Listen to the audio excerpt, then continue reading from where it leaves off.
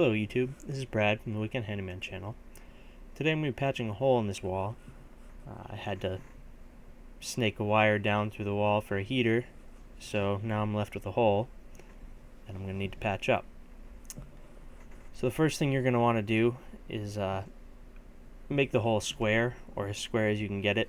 It's going to make it a lot easier for cutting your new piece if you've got standard measurements.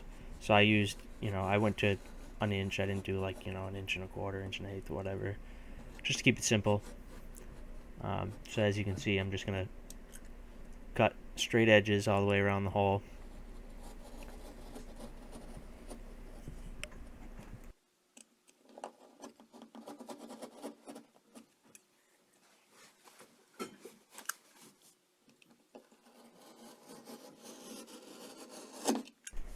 I found that when you're working with corners, as you'll see me do here, it helps to cut at an angle, just to get a cleaner break.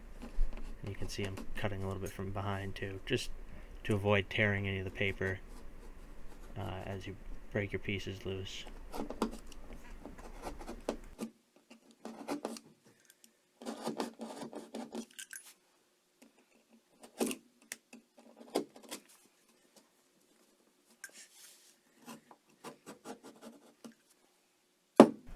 After you've cleaned up the hole, you want to get rid of all the messy edges. The next thing you're going to have to do is cut a couple pieces of wood to actually screw behind the hole and support your drywall. These don't have to be specific measurements at all. Just, you want to be a little bit bigger than the hole so you can screw into the existing drywall and then your new patch piece.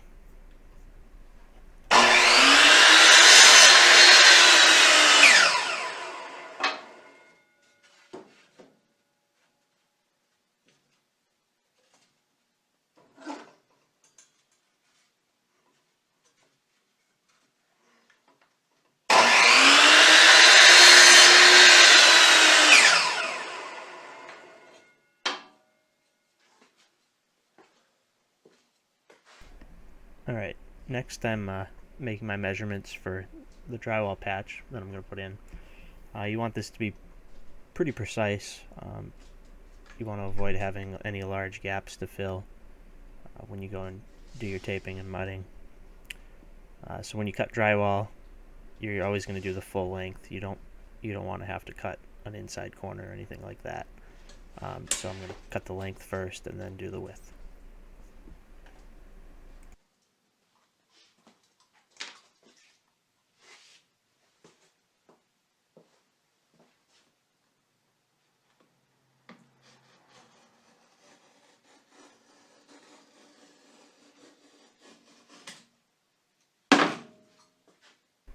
The idea here is to just score the paper, snap the board, and then cut the paper backing for the back of the drywall.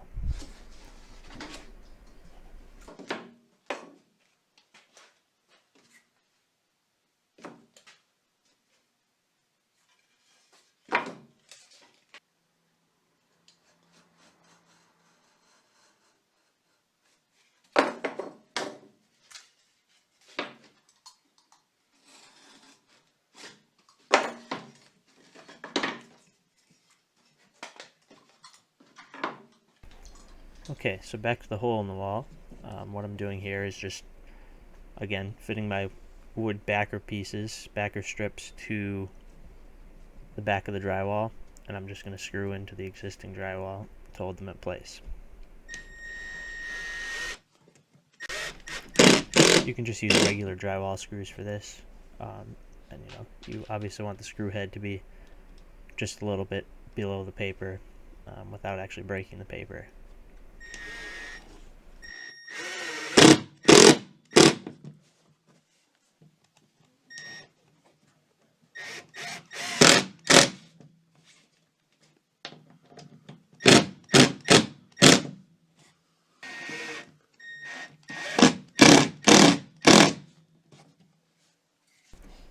Okay, through the magic of video editing, this piece fits perfectly the first try. So all I'm going to do now is just finish screwing the patch piece in.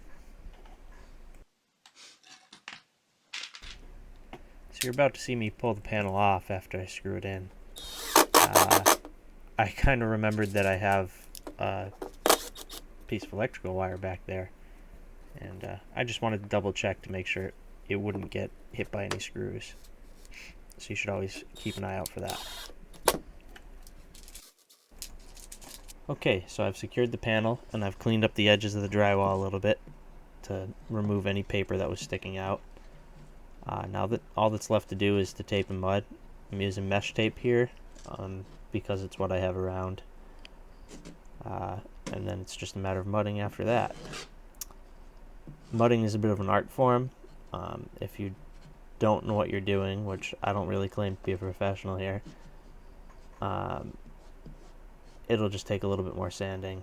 It might take a few more steps of putting mud down. But, you know, if you're patient with it, it can come out looking pretty good.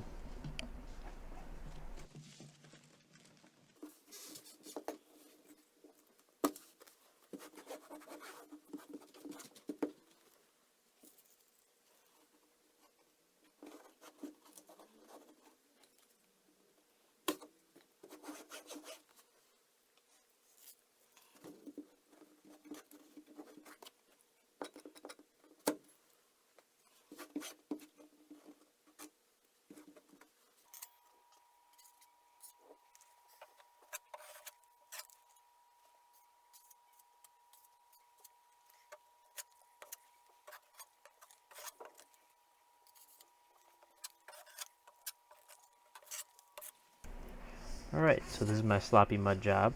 The wall is kind of messed up to begin with, so you can see I went all the way up to patch a seam. But it'll just be, you know, maybe another coat and sanding after that. So thank you guys for watching. Like, comment, subscribe, check out our Facebook page, and see you guys next time.